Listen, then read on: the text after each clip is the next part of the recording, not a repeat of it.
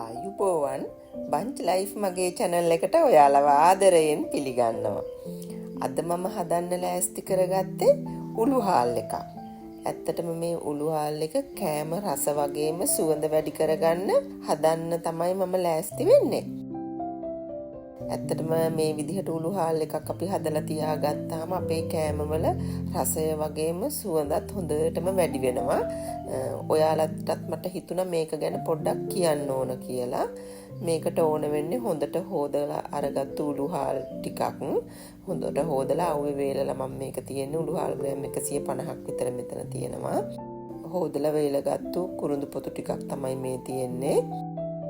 හොදගත්තු කරපිංචා ටිකක් මේ තියෙන්නේ. ඒ වගේම රම්ප ටිකකුත් තියෙනවා.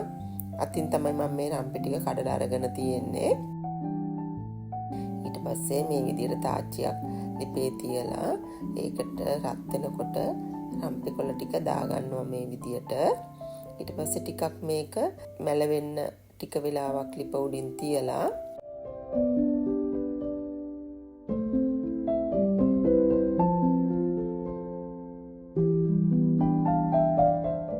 ඒකටම දැන් අපි මේ වෙලාවේදී එකතු කරගන්නවා හොඳට හොදලා ලෑස්ති කරගත්තු කරපිංචා ටික.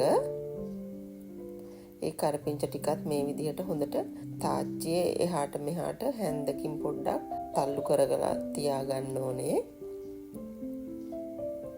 ඒකටම දැන් දාගත්ත කුරුඳු පොතු ටිකත් ඊට පස්සේ මේ තුන දැන් හොඳට කලවම් කරලා බැද ගන්න තමයි තියෙන්නේ. මේ වෙලාවේදී හරිම සුවඳක් එනවා රම්ප කරපිංචා කුරුඳු වල සුවඳ. ඒ වෙලාවේදී මේ හොදලා තියාගත්තු උළුහාල් ටික එකතු කරගමු.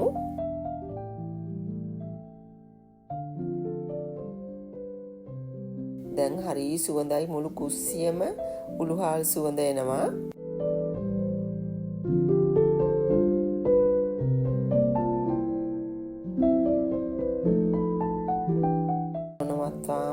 හැඳි ගන්න ඕන නැත්නම් මේ උළුහාල් ටික එක පැත්තකට කර වෙන්න පුළුවන්. තව චුට්ටක් විතර මදි. තව ටිකක් අපි ලිප ඕෆ් කරලා තාච්චිය රස්නෙන් බැදෙන්න අරිමු. දැන් නම් මට හිතෙන විදිහට මේක ඇති වගේ. අපි වෙන භාජනයක් ලෑස්ති කරලා තියාගන්න ඕන. මේක තාච්චියෙම තියන්න එපා. එතකොට තව ටිකක් මේක තාච්චිය රස්නෙට කර වෙන්න බලනවා.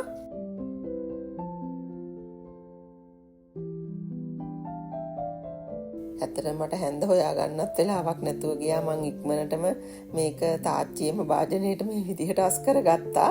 නැත්නම් මේක එක පැත්තකට කර වෙන්න බලනවා. දැන් හොඳට සරසර ගාන සද්දෙට ඇවිල්ලා තියෙන්නේ. ඔයාලත් මේ විදිහට උළුහාල් එකක් හදලා කෑමවලට එකතු කරලා බලන්නකො. රස වගේම කෑමවල සුවඳත් වැඩි වෙනව නේද කියලා. එහෙනම් අදට මම ගිහින් එන්නම්. ඔයාලා හැමෝටම සුබ දවසක්. Mama Bunch Life.